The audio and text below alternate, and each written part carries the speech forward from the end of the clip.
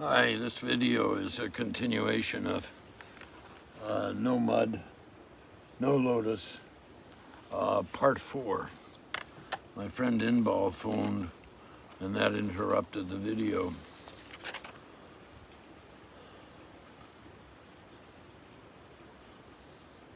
When you see a picture of yourself as a 5-year-old child, you may ask yourself, am I the same person as that child?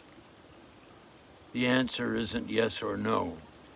Your form, your feelings, your mental formations, your perceptions, and your consciousness are quite different from when you were that child. It's clear you aren't exactly the same person, but if you say that you are a completely different person, that's equally wrong. You and that young child inter-are with each other. Before my mother gave birth to me, she had a miscarriage. The child who didn't arrive at that time, was he my brother or was he me? We aren't the same, but we aren't totally different. My feet have been transmitted to me by my ancestors, and when I walk with my own feet, but these are also theirs. I can see the hand of my mother in my hand. I can see the arms of my father in my arms. I am my parents' continuation. There are those who have lost their biological parents or never knew them and have no chance to connect with them in person. There are also people who grew up with their blood relatives whose parents are still alive, and yet they are unable to communicate with them. In all these situations, even if you don't have a regular interpersonal relationship with your parents or your ancestors, your body and mind contain their suffering and their hopes, as well as your own. So if you have suffering in you and you don't know where it comes from, looking deeply, you may see that this is the suffering of your ancestors, handed down from one generation to the other because no one knew how to recognize, embrace, and heal the pain. It's not your fault, nor is it their fault. Many people are angry at their parents because of the suffering they experienced as children, and they say, that man, I don't want anything to do with him. And you may believe that your father is outside of you, but your father is inside you also. Your father is present in every cell in your body, and you can't remove your father from you. It's impossible. When he suffered, you suffered. And when you suffer, he suffers. Getting angry at your father, you're getting angry with yourself. The suffering of the parent is the suffering of the child. Looking deeply is a chance to transform and heal this suffering and to stop the cycle. So part of looking deeply into your suffering is to know that it is not ours alone. When we are able to embrace our suffering, we also are embracing our ancestors, and the healing goes back through the generations. When we practice mindful breathing, knowing to know how to recognize, embrace, and transform our pain, we do it for them as well as for us. Then we can heal not only our own suffering and that of our ancestors, but we can also avoid transmitting this suffering to our loved ones, to our children and their children, and to other people. And Angelus Arians used to say basically the same thing. Exploring our fear. One necessary suffering that we can let go of is the suffering of fear. So many of us walk around with pain and agitation of useless fear, whether that is the fear of dying or fear of hunger or loss or injury. fear of what might happen even if we do the wrong thing, or fear of being hurt by or hurting someone we care about. Many people suffer due to the fear of dying. We want to live forever. We fear annihilation. We don't want to pass from being into non-being, and this is understandable. If you believe that one day you will cease to exist altogether, then it can be very scary. But if you take the time to still the activities of body and mind and look deeply in, you may see that you are dying right at this very moment. You think that you will die in a few years or 20 years or 30 years, but that's not true. You are dying now. We are dying now. You've been dying all the time. It's actually very pleasant to die, which is also to live. There are many cells inside your body that are dying as you read these words. 50 to 70 billion cells die each day in the average human adult. You're too busy to organize funerals for all of them. At the same time, new cells are being born, and you don't even have time to sing happy birthday to them. If old cells don't die, there's no chance for new cells to be born. So death can be a very good thing.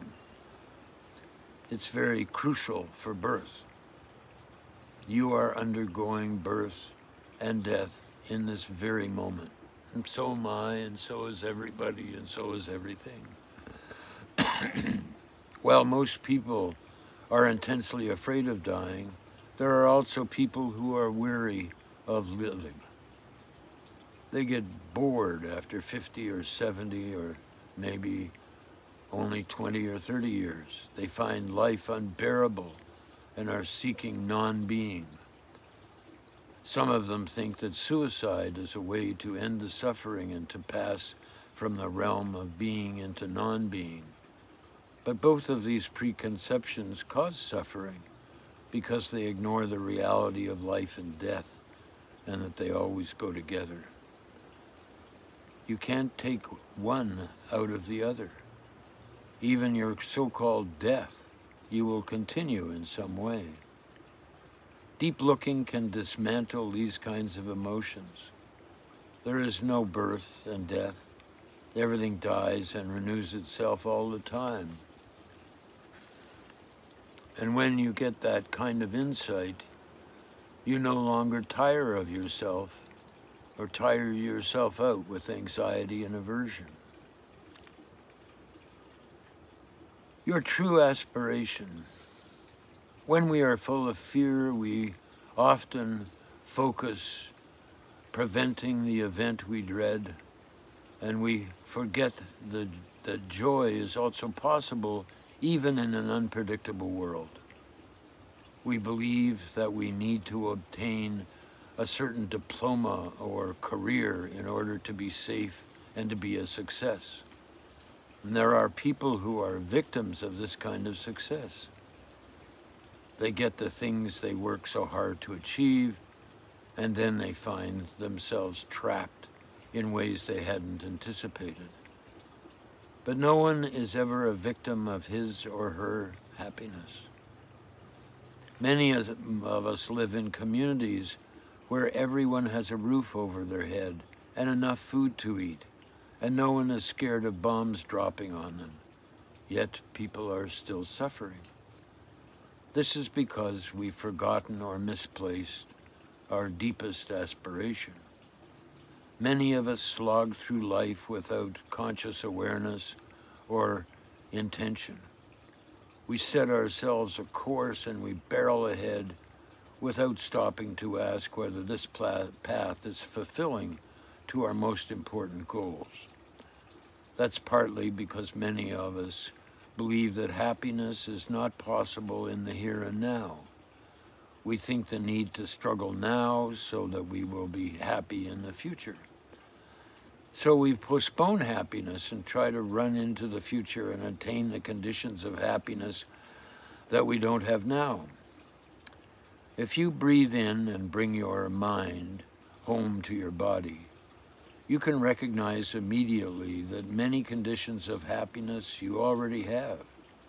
You can look deeply at your true aspirations and get the insight, I don't need to run into the future in order to be happy. We all have the habit of running, every one of us. The habit creates tension not only in the body, but in the mind. And it becomes a source of our suffering. Many of us believe that we can only be happy if we have a great deal of power or fame or wealth or sensual pleasure. But when we look around to see there are other people who have plenty of these things and yet they're not happy. These objects of desire are not real conditions of happiness. Looking deeply, we can recognize that habit energy of running and envision, and we can envision what things would be like if we didn't have to push ourselves to run anymore. Everyone has volition, strong motivation that fuels us, and when it's a healthy one, it brings us joy. When I was 12, I knew I wanted to be a monk. At the age of 16, I left my mother and family to become ordained as a novice monk. I loved my mother so much, I wanted to be near her. On the other hand, I knew my greatest happiness would be to live as a monk. I had to sacrifice the good times I would have spent with my mother, and I was sad about it. But I didn't let any fear of loss hold me back, because I knew I was on a path of fulfilling my true aspiration. If we haven't taken time to stop and come home to ourselves and look deeply, we may not know what brings us the deepest happiness. Perhaps we are working hard at success in one area, but our deepest aspiration is to work in another field or to help people in another way. And we need to stop and ask, can I realize my deepest aspirations if I pursue this path? What is really preventing me from taking the path I mostly desire? And I have to stop there. I'm stopping on page 38, developing understanding and compassion. And we'll get back to it in part 5. And thank you very much for watching.